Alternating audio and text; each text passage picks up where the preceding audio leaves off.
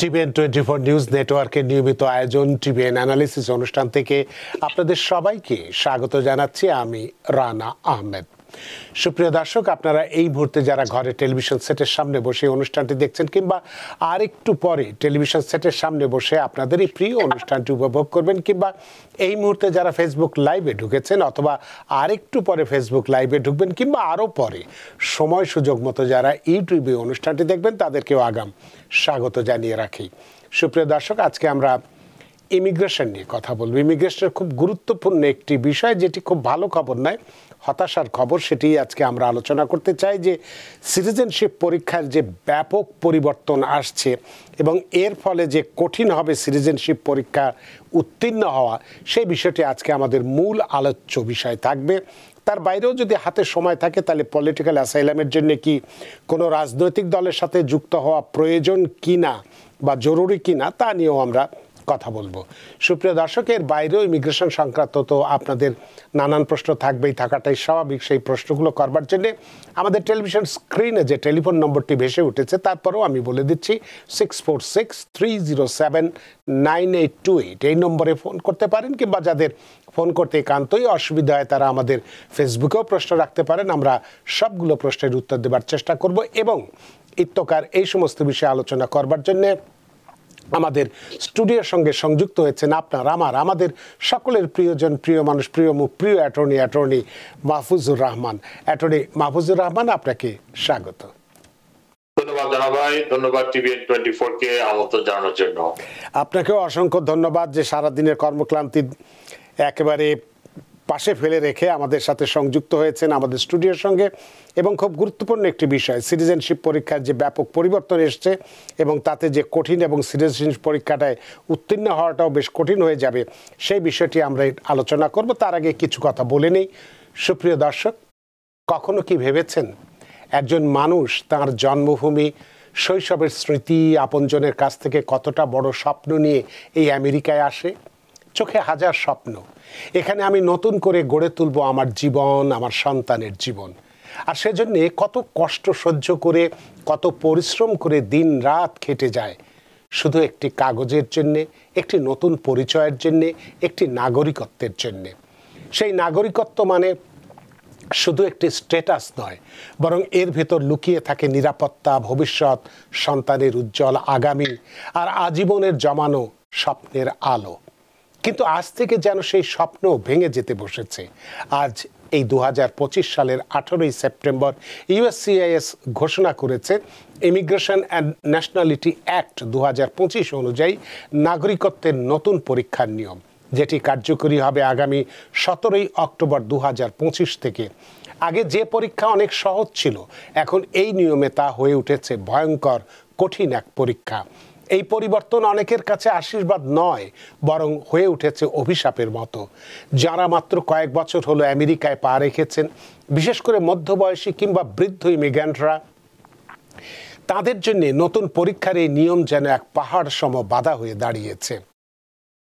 ইংরেজি ভাষার সঙ্গে যাদের লড়াই প্রতিদিনের, যাদের মুখে উচ্চারণ আটকে যায়, চোখের সামনে অক্ষরগুলো ঝাপসা হয়ে যায়, তারা কেমন করে পার হবে এই কঠিন পরীক্ষার দেয়াল? ভাবুন তো, একজন বাবা বা মা যারা জীবনের অর্ধেকটা সময় কাটিয়েছেন সন্তানকে মানুষ করতে, নিজের দেশ ছেড়ে এখানে এসেছেন শুধু এই আশায় যে তাদের ছেলেমেয়েরা একদিন মাথা উঁচু করে দাঁড়াবে, এখন তারা নাগরিকত্বের জন্য পরীক্ষা দিচ্ছেন। কিন্তু কঠিন প্রশ্নের সামনে বসে তাদের হাত কাঁপছে, চোখ ঝাপসা হয়ে আসছে। মনে হচ্ছে এটি কোনো পরীক্ষা নয়, যেন জীবনের সমস্ত স্বপ্নেই তাদের অনুত্তীর্ণ হতে চলেছেন। এই ব্যর্থতা শুধু একটি পরীক্ষার ফেল নয়, এটি একজন মানুষের বুকের ভেতরে জমে থাকা স্বপ্ন ভাঙার শব্দ। এটি একটি পরিবারের ভবিষ্যৎ ধূসর হয়ে যাওয়ার চিত্র। এটি হতাশার অন্ধকারে হারিয়ে যাওয়া মায়ের কান্না, বাবার দীর্ঘশ্বাস। এই বেদনা শুধু একজনের নয়, এটি আমাদের সকলের বেদনা। কারণ প্রতিটি অভিবাসীর গল্পে লুকিয়ে আছে সংগ্রাম, ত্যাগ, আশা আর অশ্রুর নদী। আজ আমরা যদি তাদের কান্না না শুনি, আগামীকাল হয়তো সেই কান্না আমাদের চারপাশে নিঃশব্দে প্রতিধ্বনি হয়ে বাজবে।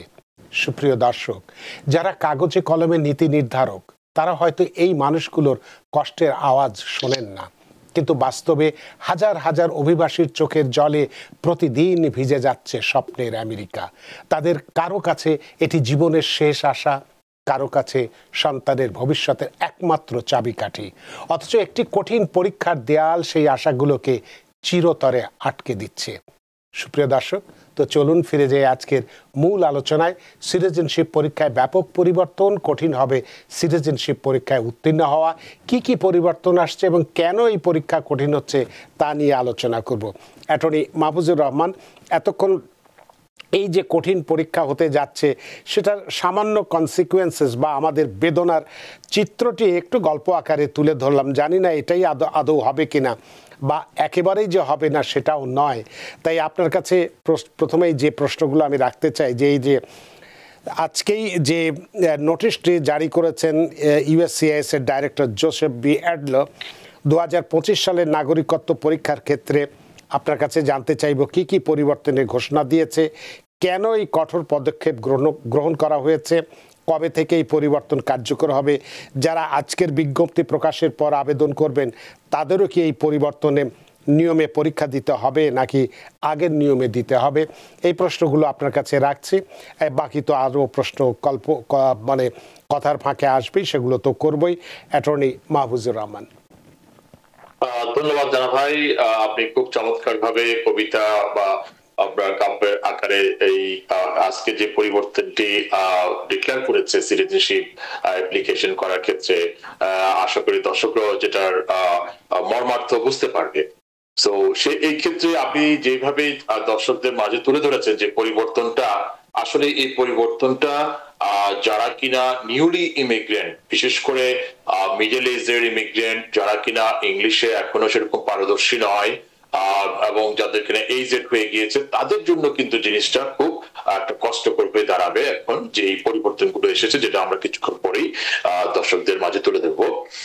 আর যেই পরিবর্তনটা আজকে ডিক্লেয়ার করেছে, মানে 30 ডেজ পরে, দ্যাট মিনস হচ্ছে আপনার 17 তারিখ, দ্যাট মিনস হচ্ছে আপনার অফিসিয়াল ডে অক্টোবর 20 থেকে এটা ফাইনালি কার্যকর হবে। ওই ডেটের পরে যারা আবেদন করবে তারা এই নতুন নিয়মে মধ্যে পড়ে যাবে। আর হচ্ছে এই এখন পর্যন্ত যারা করবে এই অক্টোবরের 20 তারিখের মধ্যে যারা এলিজিবল সিটিজেনশিপ আবেদন করার জন্য, তারা যদি আবেদন করে তারা বর্তমান নিয়মে তারা পরীক্ষাটা দিতে পারবে, 100 প্রশ্নে দিতে পারবে। আর যে নতুন যে পরিবর্তনটি আসছে সেটি আসলে বেসিক্যালি আগেও সেটা ইন্ট্রোডিউস করা হয়েছিল, সেটা হচ্ছে 2020 সালে যে ট্রাম্প প্রশাসন ক্ষমতায় থাকাকালীন সময়ে শেষ মুহূর্তে তারা যে নতুন যে রুল আবিষ্কার করেছিল বা প্রবর্তন করেছিল সিটিজেনশিপ পরীক্ষার জন্য, সেটা পরিবর্তন, মেজর যে পরিবর্তন সেটি হচ্ছে আপনার এখন যে বর্তমানে 100 প্রশ্ন প্রিপারেশন নিতে হয়, সেটার 22%, সেটা হচ্ছে 128 পোস্টের উপর এই অ্যাপ্লিকেন্টদেরকে প্রস্তুতি নিতে হবে। তার মধ্যে বর্তমানে যে 100 প্রশ্ন আছে তার মধ্যে সে 75 প্রশ্ন সেটা থাকবে, তার মধ্যে হচ্ছে 25টা নতুন যোগ হবে, 100-র মধ্যে আরো 28 প্রশ্ন যুক্ত হবে, মোট 53টি নতুন প্রশ্ন আসছে। রাইট, এখন মানে 128টার পরে তাদেরকে প্রস্তুতি নিতে হবে। এখন প্রশ্ন হচ্ছে যে কয়টি প্রশ্ন জিজ্ঞেস করবে এবং কয়টি প্রশ্ন বলতে সঠিকভাবে বলতে পারলে তারা পাস হিসাবে গণ্য করা হবে। সেই ক্ষেত্রে হচ্ছে এখন যে বর্তমানে যেমন আপনার 10টি প্রশ্ন জিজ্ঞেস করে 6টিতে পাস করলে কিন্তু সিভিক টেস্টে পাস হয়ে যায়। আর বর্তমান যে আপনার রুলটি জারি করেছে, যেটা কিনা অক্টোবরের 20 তারিখ 2025 সাল থেকে কার্যকর হবে, সেটি হচ্ছে আপনার 20টি প্রশ্ন জিজ্ঞেস করবে অফিসার, তার মধ্যে 12টি প্রশ্ন সঠিকভাবে আনসার করতে হবে। তো এটা হচ্ছে ওভারঅল পরিবর্তন। আর দর্শকদের উদ্দেশ্যে একটু বলতে পারি, যারা কিনা এলিজিবল দেরি না করে 20 তারিখের আগেই জন্য আবেদন করে দেয়, তাহলে বর্তমান যে 100 প্রশ্ন সেটার আলোকে তারা পরীক্ষা দিতে পারবে।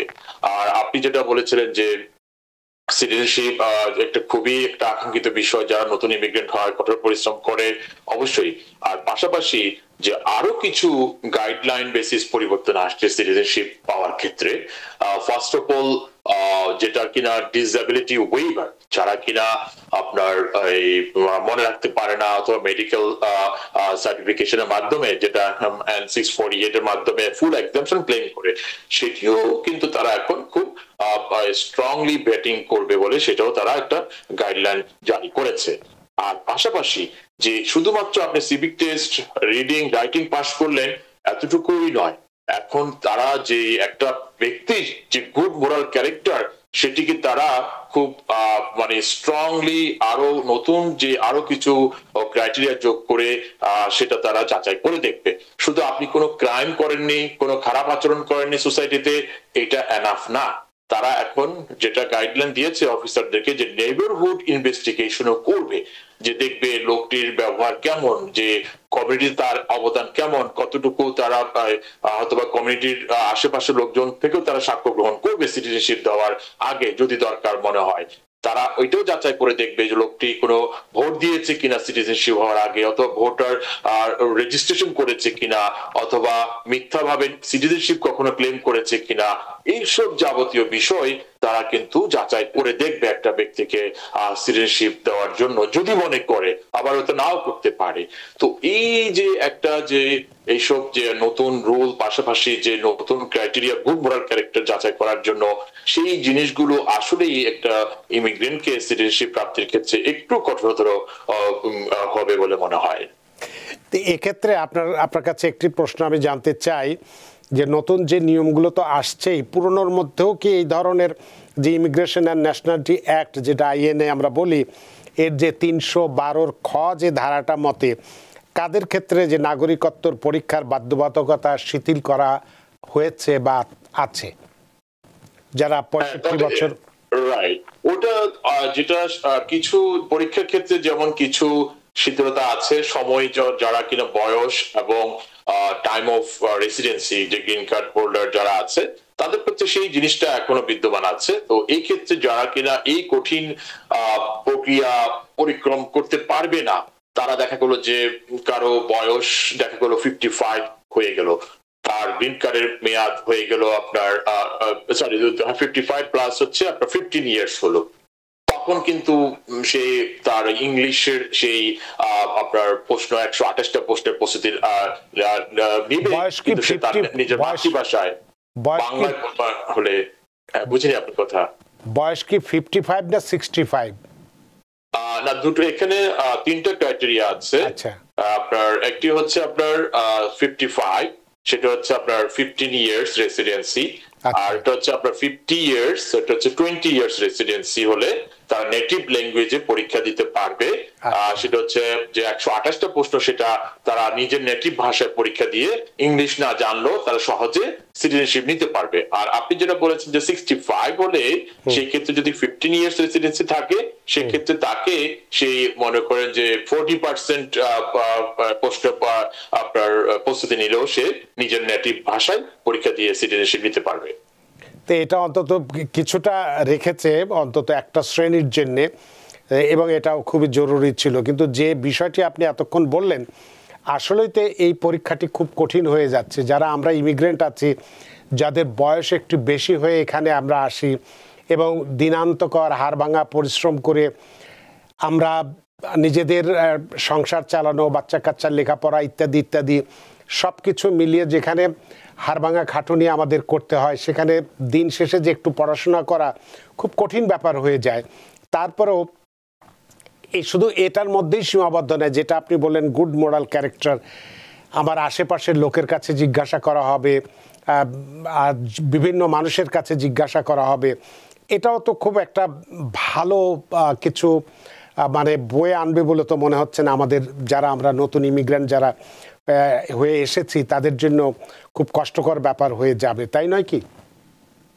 আমার কাছে যেটা বলা হয়, যদি যারা এখন ওই অক্টোবর 20 তারিখের পরে যারা সিটিজেনশিপ আবেদন করবে, তারা যদি একটু সতর্ক হয়, আমার মনে হয় তারা এই প্রক্রিয়াটি ওভারকাম করতে পারবে। ফর এক্সাম্পল 100 প্রশ্ন এখন 128, একটু মনোযোগ দিয়ে আর একটু বেশি পড়াশোনা করতে হবে, সেটা তারা চেষ্টা করলে পারবে সেই ওভারকাম। আর যেটা গুড মোরাল ক্যারেক্টার, সেই ক্ষেত্রে আমার কাছে মনে হয় আগে থেকে কিছু প্রস্তুতি নিয়ে রাখলে সেই গুড মোরাল ক্যারেক্টারের যে প্রক্রিয়া, সেটি ওভারকাম করতে পারবে। ফর এক্সাম্পল, সে যে কমিউনিটিতে একটা ভালো ব্যক্তি, সেটা প্রুভ করার কিছু এক্সাম্পল দিতে পারি। সে যদি কোনো যে আমরা দেখা যায় বিশেষ করে আমাদের কমিউনিটির মধ্যে দেখা যায় অনেক সমিতি সভা সমিতি আছে, তারা অনেক সময় জনকল্যাণমূলক কাজ করে, কথা তারা ফাউন্ডেশন আছে, তো ওগুলোতে যদি কেউ ইনভলভ থাকে অথবা ওটার সদস্য পদ থাকে এবং সেটা থেকেও তারা কিন্তু রিকমেন্ডেশন লেটার দিতে পারে যে তারা এই একটা অর্গানাইজেশনের সদস্য ছিল এবং সে আমাদের যে সোসাইটি, আমেরিকার যে সোসাইটি, তারা আপনার পুয়ার পিপল অথবা তারা লেস আপনার অপরচুনিটি পিপলের জন্য কাজ করেছে, এরকম যদি তার কোনো সুযোগ থাকে সেটিও তারা প্রোভাইড করতে পারে। পাশাপাশি আরেকটি তার সে যে একটা গুড পার্সন, সে কিন্তু চাইলে একটা সামান্য কিছু একটা ডোনেশনও কিন্তু তাকে কিন্তু একটা গুড পার্সনে নিয়ে যেতে পারে। যেমন রেড ক্রস আমাদের ইয়েতে আছে, যেমন আপনি প্রায় সময় দেখবেন যে কোথাও একটা অগ্নিকাণ্ড ঘটলো, রেড ক্রস তাদেরকে নিয়ে তাদেরকে আবাসন দিল। তারা কিন্তু রেড ক্রস কিন্তু তারা সরকার থেকে টাকা আসে, তারা বিভিন্ন পাবলিক থেকে বিভিন্ন অর্গানাইজেশন ডোনেশন নিয়ে কিন্তু তারা এই জনকল্যাণমূলক কাজটা করে। তো সেই ক্ষেত্রে যদি কোনো অ্যাপ্লিকেন্ট যদি শো করতে পারে যে অফিসারকে যে আমি রেড ক্রসকে একটা ডোনেশন করেছি, $5 ডোনেশন করেছে বিগত সময়, সেটি কিন্তু তাকে একটা গুড পার্সন হিসাবে কিন্তু তুলে ধরতে পারে। এই জিনিসগুলো যদি সে আগে থেকে একটু প্রস্তুতি নিয়ে থাকে, আমার মনে হয় গুড মোরাল ক্যারেক্টারের যে বিষয়টি সেটিও কিন্তু সে ওভারকাম করতে পারবে। অনেক ধন্যবাদ অ্যাটর্নি মাহফুজুর রহমান বিষয়টাকে বিস্তারিতভাবে ব্যাখ্যা করার জন্য। সুপ্রিয় দর্শক, নিশ্চয়ই বুঝতে পারছেন যে এটি আগামী মাস অর্থাৎ অক্টোবরের 20 তারিখ থেকে কার্যকরী হবে।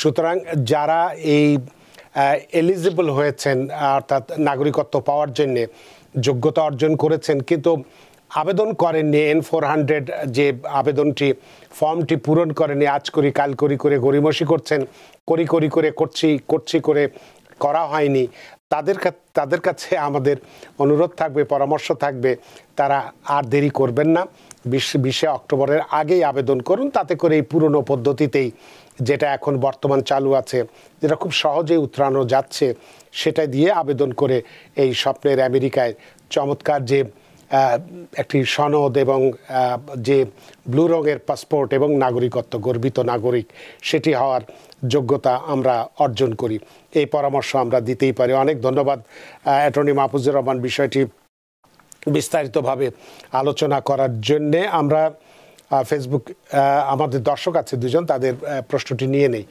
সুপ্রিয় দর্শক, কে আছেন টেলিফোনে? দয়া করে নাম পরিচয় দিয়ে আপনার প্রশ্নটি করুন। জি, আসসালামু আলাইকুম। আমি মিশিগান থেকে কইলাম। জি জি, আমি 2019 একটা ডোমেস্টিক ভায়োলেন্স অ্যাক্টিভ হয়েছিল আমার, বুঝছেন না? এটা শেষ হয়ে মাস, বুঝছেন না? এইগুলো মানে আমি সিটিজেনশিপ অ্যাপ্লাই করছি, তখন আমি সিটিজেনশিপ অ্যাপ্লাই করা আমার অক্টোবরের 8 তারিখ আমার সিটিজেনশিপের লাগি ডাকছে আর কি। তখন আমি কিটা যাইতাম না, আমার কিটা কোন প্রবলেম করবো এটা লাগি। মানে আপনার ওই ডোমেস্টিক ভায়োলেন্সের বিষয়টাই নিয়ে চিন্তায় আছেন, এই তো? জয়, আর আমার এগুলো পেজ কিন্তু 1900, আর আরেকটা আমার আসিল গিয়া আপনার এই দুটোটাও আপনার মিসডিমিনার, আরেকটা হইলে গিয়া অফার এঙ্গেজ $20 আর কি, একটা এটা আমার দিলাইছিল আর কি কোনটো, বুঝছেন? ও কদিন আগে এগুলো আমি সিটিজেনশিপ অ্যাপ্লাই করার বাদে আমি করছি আর কি।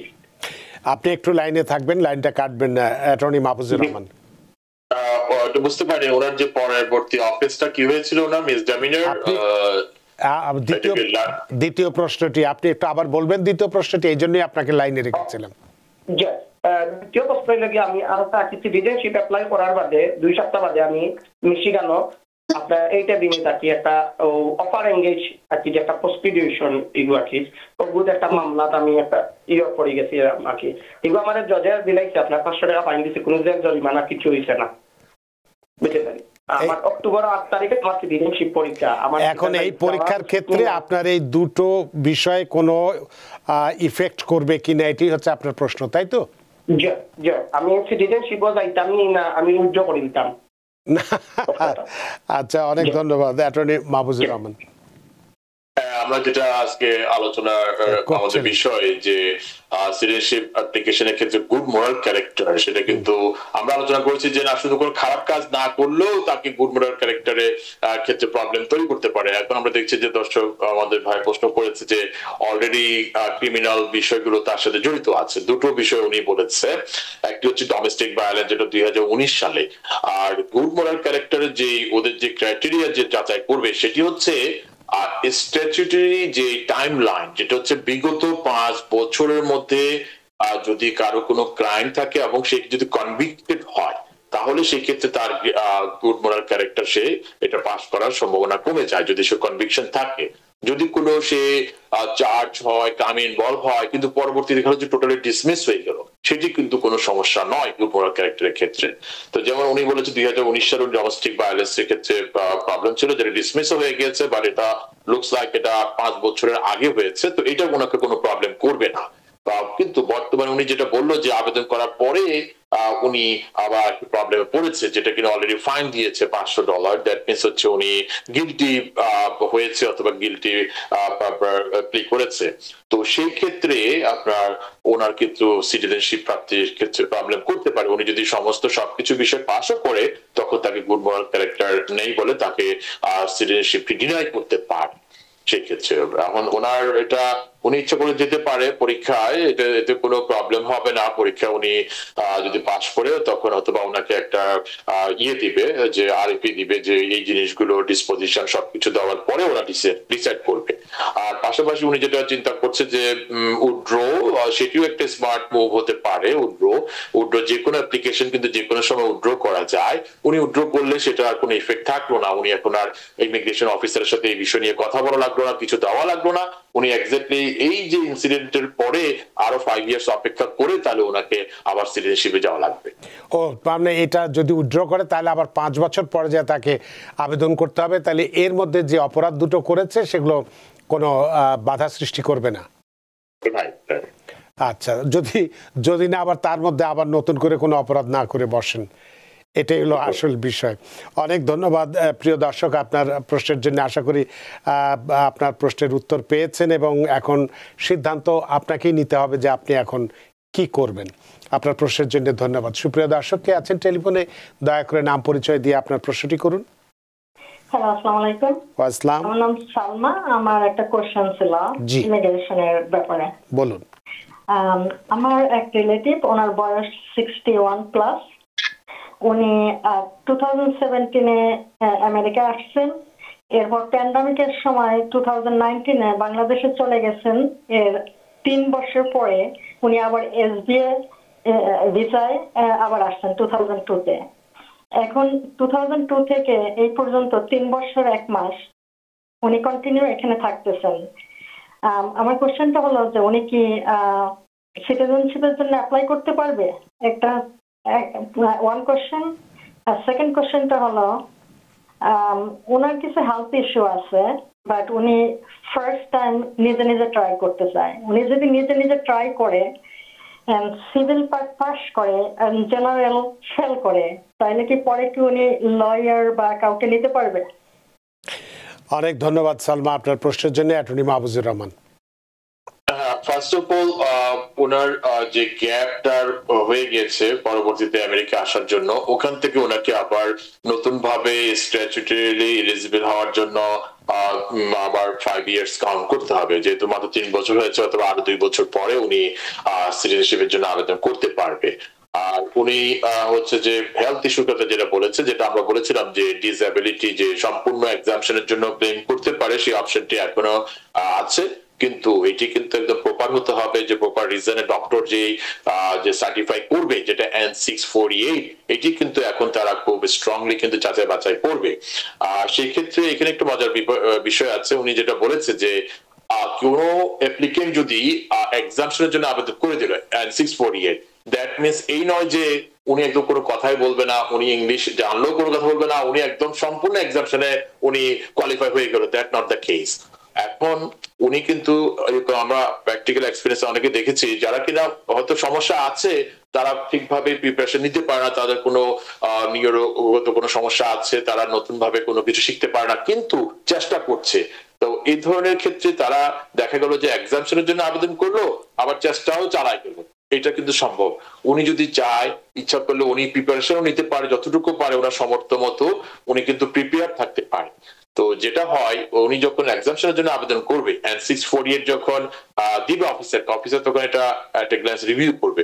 রিভিউ করে যদি দেখে যে এটা অ্যাকসেপ্টেবল, তখন আর কোনো কথা নয়, তখন শুধু জাস্ট তার নেটিভ ভাষায় অন্যান্য যেসব এসেনশিয়াল প্রশ্ন আছে এগুলো করে তার সিটিজেনশিপে অ্যাপ্রুভ করে দিবে। আর যদি অফিসার সেটাকে ডিসঅ্যাপ্রুভ করে N648, তখন নিয়মগতভাবে অফিসার একটা রেগুলার এক্সাম একটা কন্ডাক্ট করবে। সেক্ষেত্রে যদি অ্যাপ্লিকেন্ট কোনো কথা বলতে না পারে, মিউট থাকে, স্টিল অফিসার সবকিছুতে ফেল করে আবার তাকে পুনরায় আরেকটা ডেট দিয়ে দিবে, যে যদি ওই আপনার N640 এর কোনো ল্যাকিংস থাকে সেটার একটা আরএফি দিয়ে দিবে, আর না হলে পরবর্তীতে আবার তাকে সিমিলার এক্সাম নেবে। তো সেক্ষেত্রে উনি যেটা প্রশ্ন করেছে এটা সম্ভব, উনি যদি প্রিপারেশন নেয় ইজ ওয়েল এন্ড গুড, এই ক্ষেত্রে কোনো অফেন্স নাই, কোনো ওনাকে প্রবলেম করবে না। উনি যদি ওটা ব্যর্থ হয় ওই এক্সামশন এই সার্টিফিকেশন, উনি কিন্তু ইচ্ছা করলে পরীক্ষা পাস দিয়েও কিন্তু সিটিজেনশিপ নিয়ে যেতে পারেন। অনেক ধন্যবাদ সালমা আপনার প্রশ্নের জন্য, আশা করি আপনার উত্তর পেয়েছেন। সুপ্রিয় দর্শক কে আছেন টেলিফোনে, দয়া করে নাম পরিচয় দিয়ে আপনার প্রশ্নটি করুন।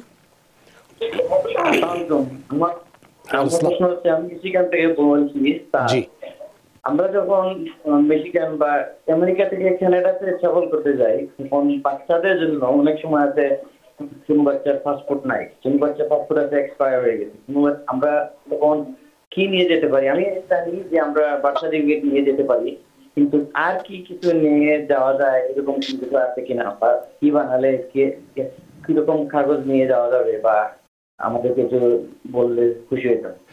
আপনি একটু লাইনে থাকবেন, আপনার সব কথা আমি বুঝিনি, অ্যাটর্নি বুঝে যদি থাকেন তাহলে আর দরকার পড়বে না, তারপর আপনি একটু লাইনে থাকবেন। অ্যাটর্নি মাহফুজুর রহমান, আপনি সবকিছু বুঝেছেন? ধন্যবাদ। হ্যাঁ, বুঝতে পেরেছি। উনি যে বিষয়টি জানতে চাচ্ছে সেটি হচ্ছে উনি বাচ্চা নিয়ে কানাডায় ট্রাভেল করতে চাচ্ছে। সো কানাডায় ট্রাভেল করতে গেলে বাচ্চার যদি ইউএস সিটিজেন হয়ে থাকে সেক্ষেত্রে পাসপোর্ট এসেনশিয়াল না। যদি US birth certificate, original birth certificate সাথে ক্যারি করে তাহলে এটা নিশ্চিতভাবে কানাডা যাওয়া আসা করতে পারে। অনেক ধন্যবাদ প্রিয় দর্শক, আপনার প্রশ্নের উত্তর পেয়েছেন নিশ্চয়ই। সুপ্রিয় দর্শক কে আছেন টেলিফোনে, দয়া করে নাম পরিচয় দিয়ে আপনার প্রশ্নটি করুন।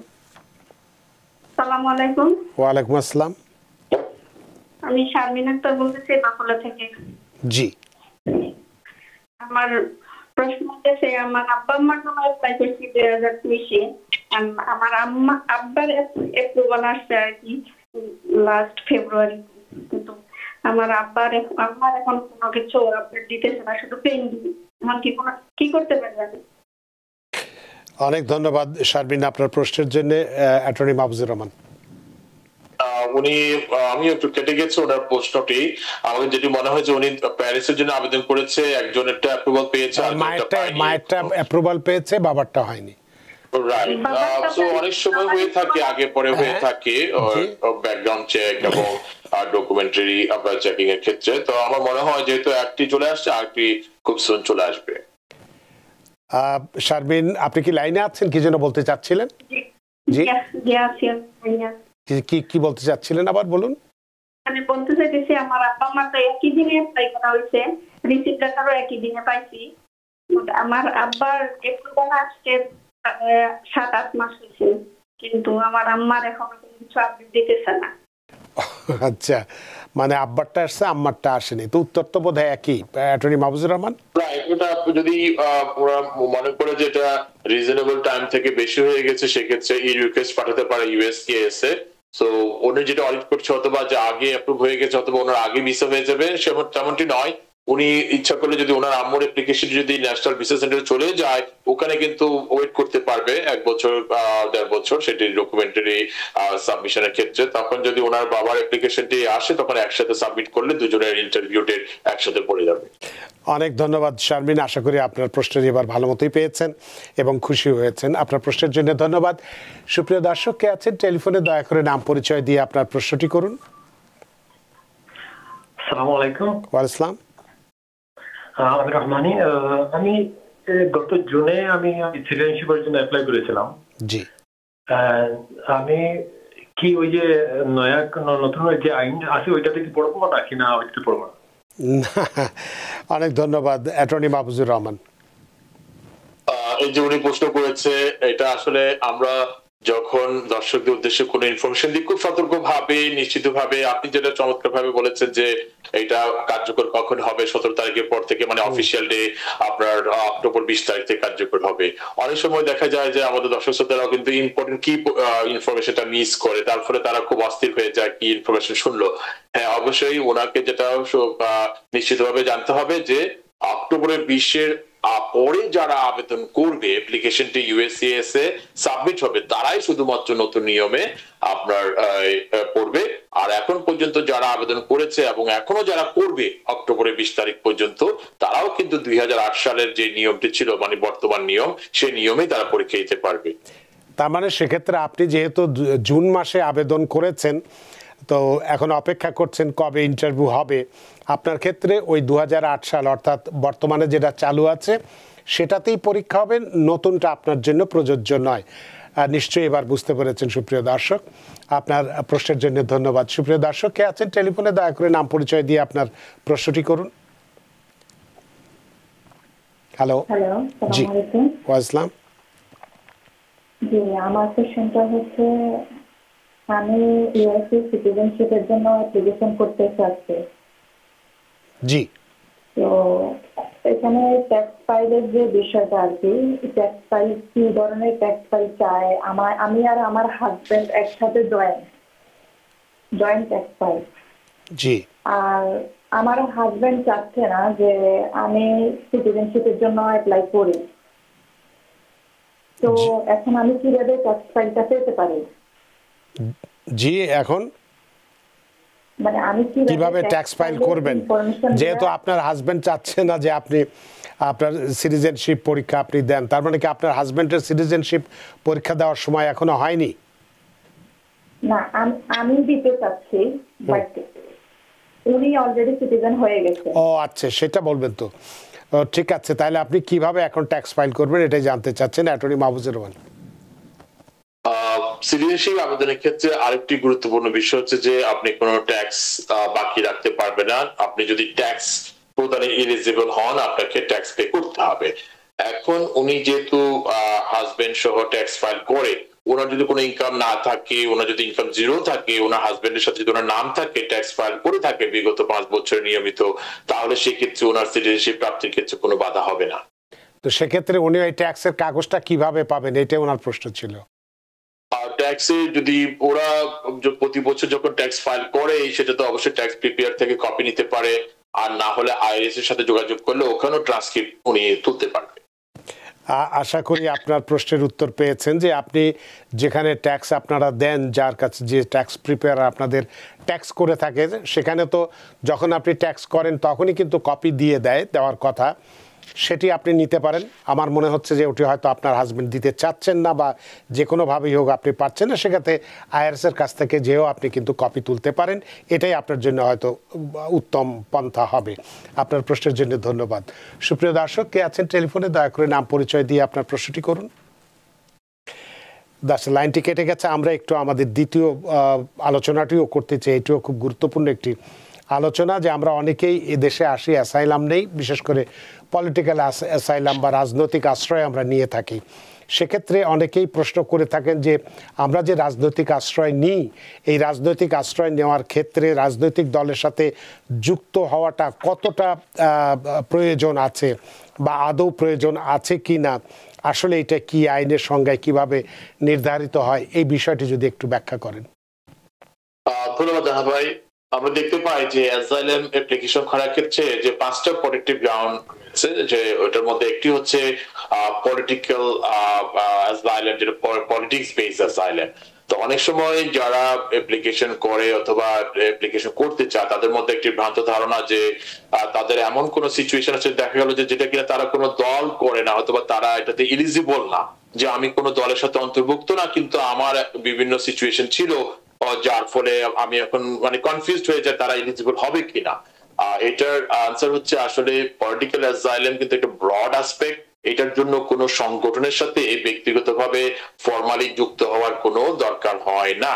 এটা আপনার যদি যে কোনো একটা বিষয়, যদি কোনো ব্যক্তি কোনো একটা দেশে, স্বাধীন দেশে থাকার পরে যদি কোনো সেই হিউম্যান রাইটস এর বিরুদ্ধে সে মানে পক্ষে মানে ভায়োলেশনের বিরুদ্ধে কথা বললো সরকার, যেটা কিনা সরকারের স্বার্থে লাগলো, যদি দেখা গেল যে কোনো একটা ওমেন রাইটস এর পক্ষে কথা বললো, যেটা কিনা সরকারের স্বার্থ ব্যাঘাত হয়েছে, একইভাবে যদি কোনো কারাপশনের বিরুদ্ধে কথা বললো, মানে যেটা স্পিচ, এক কথায় ফ্রি স্পিচের মাধ্যমে যদি সে কোনো একটা সমাজে যদি কোনো কিছু তারা কোনো কিছু এক্সপ্রেস করতে যায়, যেটা কিনা আলটিমেটলি যে সরকারের অথবা কোন একটা গোষ্ঠীর আপনার যে স্বার্থে আঘাত লাগে, এবং স্বার্থে আঘাত লাগা মানে হচ্ছে তখন একটা আপনার অপোজিট সাইড থেকে একটা বাধা অথবা সেটা একটা হার্মের একটা এই পরিবেশ সৃষ্টি হতে পারে। তো সেটি যে কোনো সরকার ও যদি মনে করে যে না এই লোকটি তাদের স্বার্থে আঘাত এনেছে, কোনো একটা কথা বলে অথবা কোনো একটা যে কোনো একটা মুভমেন্টের সাথে যুক্ত হওয়ার কারণে, তখন যদি দেখা যায় সরকার যদি তাকে ক্ষতি করতে চায় অথবা পুলিশ দিয়ে যদি তাকে দেখা গেল যে ক্ষতি করতে চায়, পুলিশের নির্যাতন অথবা অন্য কোনো এই আপনার ফোর্সের মাধ্যমে তাকে নির্যাতন করতে চায় অথবা করে, পাশাপাশি যদি কোনো একটা গোষ্ঠীকে সে আঘাত হানে, কোনো ফান্ডামেন্টালিস্ট গোষ্ঠী অথবা অন্য কোনো একটা গোষ্ঠীকে, এবং এমন একটা সে কাজ করলো, ওমেন রাইটস এর পক্ষে কথা বললো অথবা মানবাধিকার লঙ্ঘনের বিরুদ্ধে কথা বললো, এবং যে কোনো যেটা কথা বলার প্রক্রিয়াটা যে একটা ফর্মালি বলতে হবে এমন না। ফেসবুক আছে, এখন মানুষ ফেসবুকের মাধ্যমে তারা স্বাধীন চিন্তা ব্যক্ত করে অথবা কোনো একটা সমাবেশের মাধ্যমে করতে পারে। তখন যদি দেখা যায় কোন একটা গোষ্ঠী তাকে সেটা সহ্য করতে পারছে না, তাকে ক্ষতি করার চেষ্টা করেছে অথবা ক্ষতি করেছে, তখন যদি দেখা যায় যে পুলিশও নির্বাক রয়েছে, তার ওই গোষ্ঠীকে পুলিশ ভয় পায় অথবা পুলিশ ওই গোষ্ঠী আপনার পক্ষে কাজ করার চেষ্টা করে, তখনও কিন্তু সেই ব্যক্তিটি অ্যাসাইলামের জন্য পূর্ণাঙ্গভাবে যোগ্যতা অর্জন করবে। তো এক্ষেত্রে আপনার কাছে একটি প্রশ্ন, যে রাজনৈতিক ধরুন যে কেবলমাত্র রাজনৈতিক মতাদর্শের জন্য নয়, সেক্ষেত্রে জাতিগত, ধর্মীয় বা সামাজিক গোষ্ঠীগত কারণে নির্যাতিত যদি হয়, তাহলে সেক্ষেত্রেও কি অ্যাসাইলামের জন্য আবেদন করতে পারে? হ্যাঁ, যেটা আমরা আলাপ করলাম যে পলিটিক্যাল অ্যাসাইলাম, আরো যে 4টি প্রটেক্টিভ গ্রাউন্ড রয়েছে, যেমন হচ্ছে আপনার রেস, রিলিজিয়ন, ন্যাশনালিটি এবং স্পেশাল সোশ্যাল গ্রুপ। হ্যাঁ, অবশ্যই একটা দেশে যদি আমি যে বাকি 4টা বললাম সেটার ক্ষেত্রে যে কোনো একটা মাইনরিটি রিলিজিয়ন অথবা মাইনরিটি রেজের ন্যাশনালিটির পার্সনটা যদি বৃহত্তর আপনার যে রেজের লোকের দ্বারা নির্যাতনের শিকার হয় অথবা সরকার দ্বারা যদি পারসিকিউশনের শিকার হয়, তারাও কিন্তু অ্যাসাইলামের জন্য যোগ্যতা অর্জন করতে পারে। এক্ষেত্রে তাহলে এই যে পলিটিক্যাল অ্যাসাইলাম বা অ্যাসাইলামের আবেদনের যে প্রমাণটা তো উপস্থাপন করাটা খুবই জরুরি বা গুরুত্বপূর্ণ বিষয়। কোন ধরনের প্রমাণ আদালত বা এই অভিবাসন কর্তৃপক্ষ তাদের কাছে গ্রহণযোগ্য বলে মনে করেন এবং সেটা তখন বিশ্বাসযোগ্য বলে মনে করেন তারা? এটা নিয়ে কিন্তু যারা আবেদন করতে চায়, যারা আমেরিকায় আসে বিভিন্ন ভাবে এসে শেল্টার সিক করতে চায়, তখন তাদের মনে প্রশ্ন যে আমি কি প্রমাণ দিব, কিভাবে দিব, কি প্রমাণ আদালত চায়। এটা কিন্তু আসলে খুব সিম্পল, বেসিক, যে আমি যেটা পথে বললাম যে ডেফিনিশনের মধ্যে কিন্তু প্রমাণ লুকিয়ে আছে। যখন কোনো ব্যক্তি বলবে যে আমি কোনো দল অথবা কোনো একটা মুভমেন্ট করেছি যার ফলে আমার এই আজকে এই বিপদ, এই আমার সমস্যা, তখন তাকে ওই যে মুভমেন্ট করেছে অথবা দলের অন্তর্ভুক্ত ছিল সেটার প্রথম প্রমাণ দিতে হবে। তারপর দ্বিতীয়ত হচ্ছে যে সেই যে মুভমেন্ট করেছে অথবা কোনো একটা কারো একটা গোষ্ঠীর বিরুদ্ধে কথা বলেছে সেটার প্রমাণ থাকলে সেটাও দিতে হবে।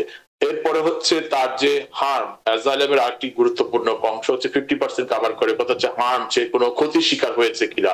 এমনি কেউ রাজনীতি করলো অথবা কোনো কথা বললো, যদি কোনো ক্ষতি না হয় তাহলে এটা অ্যাসাইলামের জন্য যোগ্যতা অর্জন করবে না, আমেরিকা গভর্নমেন্ট তাকে প্রোটেকশন দিবে না।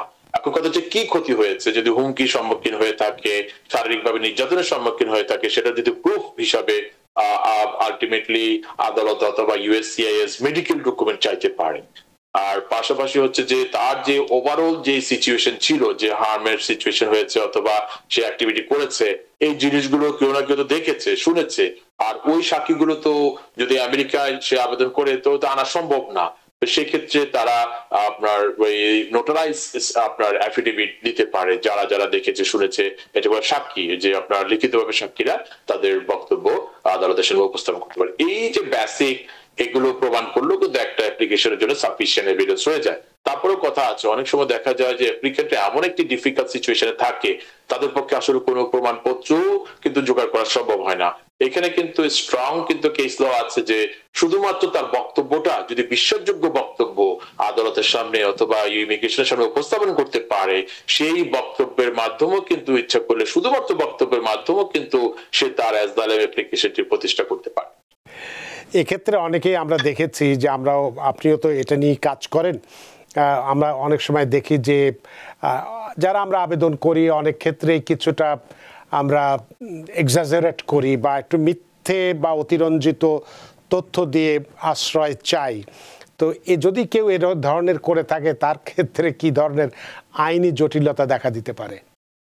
এটা আমরা সাবধান করার আপনি যেটা বলেছেন এটা খুবই একটা স্বভাবত প্রশ্ন জাগে, কারণ এটা একটা ওপেন অ্যাপ্লিকেশন, যে কেউ চাইলে কিন্তু সেটা প্রতারণা মিথ্যার আশ্রয় নিতে পারে। এই জন্য যখন এসদালেম অ্যাপ্লিকেশন সাবমিট করা হয় ওখানে কিন্তু স্পষ্ট লেখা থাকে যে কোনো প্রকার ফেবুলাস মিথ্যা আবেদন সে করছে না। এবং এখানে একটা বিচারক বলেন আপনার ইমিগ্রেশন থেকে যখন তার ইন্টারভিউ নেওয়া হয় থাকে, তখন ইন্টারভিউ নেওয়ার আগে কিন্তু একটা ওয়ার্নিং দিয়ে দেওয়া হয় যে আমি কোনো ফেবুলাস মানে মিথ্যা আবেদন করছি না, বানোয়াট আবেদন করছি না। যদি আমি কোনোভাবে এটা প্রমাণ হয়ে থাকে যে আমি মিথ্যা বানোয়াট আবেদন করেছি, তখন কিন্তু তার ইমিগ্রেশন রিলেটেড পরবর্তী যে কোনো তার বেনিফিট থেকে কিন্তু তাকে বঞ্চিত করে দেওয়া হবে। এই জন্যই এই প্রশ্নটি করেছিলাম, যাতে আমরা কেউ এই ধরনের বাজে কাজটির সঙ্গে সংশ্লিষ্ট না হই। অ্যাটর্নি মাহফুজুর রহমান, আমাদের হাতে সময় নেই, সময়ের দড়িতে বাধা, সময় সীমানা টপকানো কঠিন, তাই অনুষ্ঠানও শেষ করতে হচ্ছে। আপনিও সারাদিন কর্মক্লান্ত ছিলেন এবং নানান ব্যস্ততা উপেক্ষা করে আমাদের সাথে সংযুক্ত হয়েছেন এবং সিটিজেনশিপ পরীক্ষার যে ব্যাপক পরিবর্তন আসছে এবং তাতে কঠিন হবে সিটিজেনশিপ পরীক্ষায় উত্তীর্ণ হওয়াটা, সেই বিষয়গুলো বিস্তারিত কথা বলেছেন। এবং হাতে সময় থাকে আমরা পলিটিক্যাল অ্যাসাইলামের জন্য কি রাজনৈতিক দলের সাথে যুক্ত থাকাটা জরুরি কিনা এ সম্পর্কিত অনেকগুলো প্রশ্ন করেছে এবং সেগুলোর খুব চমৎকার উত্তর দিয়েছেন। সত্যি আমরা আপনার প্রতি ঋদ্ধ এবং প্রাণিত। ধন্যবাদ জানা ভাই এবং দর্শক শ্রোতাবৃন্দকে শুভরাত্রি, সবাই ভালো থাকুন। আপনাকে আবারও ধন্যবাদ। সুপ্রিয় দর্শক, আজকে আমরা খুব গুরুত্বপূর্ণ দুটো বিষয় নিয়ে কথা বলেছি। বিশেষ করে সিটিজেনশিপ পরীক্ষাটা যে কঠিন হতে যাচ্ছে, শুধু কঠিন নয়, কঠিন থেকে কঠিনতর হতে যাচ্ছে অনেকের জন্যেই।